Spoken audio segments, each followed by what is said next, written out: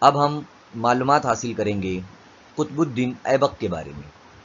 قطب الدین ایبک کا جنم 1150 سن عیسوی میں ترکستان میں ہوا۔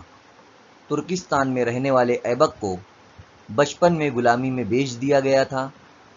بعد میں قطب الدین ایبک کو محمد غوری کے پاس فروخت کر دیا گیا تھا۔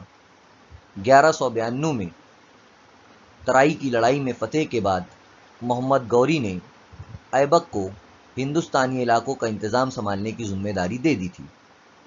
1206 میں محمد غوری کے انتقال کے بعد قطب الدین ایبک نے اپنے زیر اثر علاقوں کے معاملات کی دیکھ بھال آزادانہ طور پر کرنا شروع کر دی۔ ان کا دور حکومت 1206 سے 1210 تک رہا۔